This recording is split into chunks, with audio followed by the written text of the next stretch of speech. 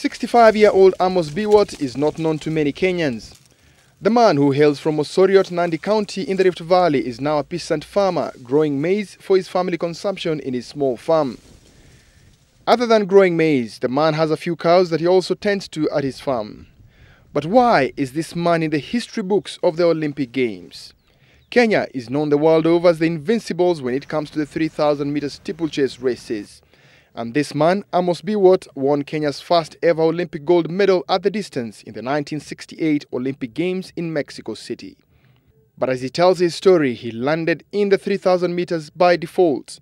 He was a 5,000 and 10,000 meter specialist, but he failed to make the Kenya team for the Olympics of that year. Kwa bahati mzuri au bahati namna hii, district yetu wa Kapsabet tukakosa mtu wa steeplechase. Nikaambiwa nijaribu, lakini nilikuwa nimemaliza maili 3 na maili 6, nikawa namba 3. Nikajaribu steeplechase 68 tukiwa Nakuru, nikawa namba 2. That qualified him for nationals, then East African Games in Tanzania. That's how he made it to the 1968 Olympic Games in Mexico. He never ran steeplechase before. He goes into the record books again as the only athlete who won the steeplechase gold with dry spikes, despite the water jump, due to his peculiar way of clearing the steeplechase. Sikuwa nataka kukanyaga maji. Tena unajua hii mbio ya steeplechase haitangana ni mtu ukae nyuma. Kuna watu round ya 4 watu watakuwa wamechoka. Kuruka kwa maji watapanda tu kuingia kwa kama kutembea.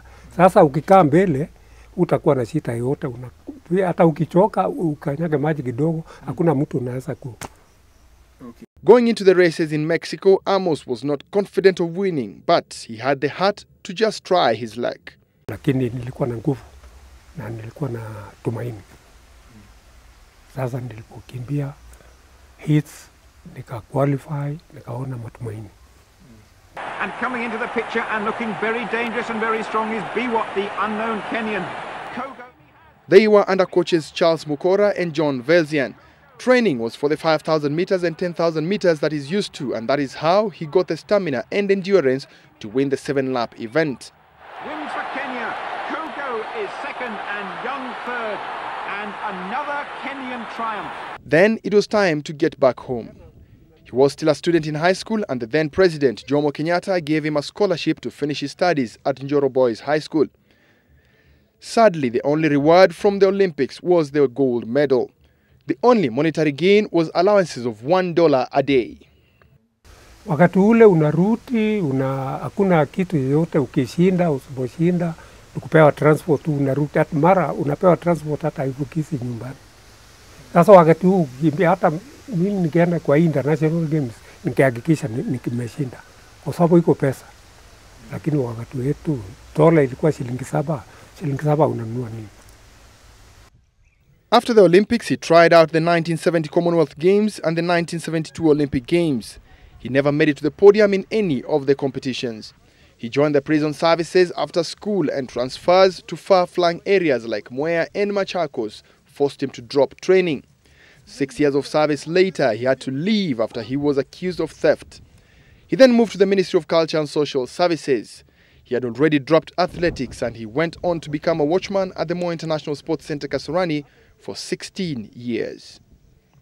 He got married to fellow athlete Cherono Mayo in 1973 after they both represented Kenya at the 1972 Munich Games in Germany. Wakati tulikuwa huko nje, sisi kama sasa brothers na sister.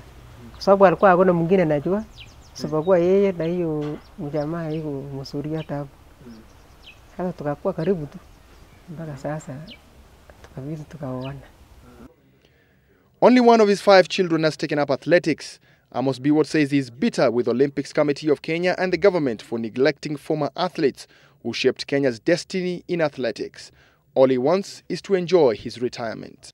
Sasa ni nini tena, tungependa tupewe kitu ya retire.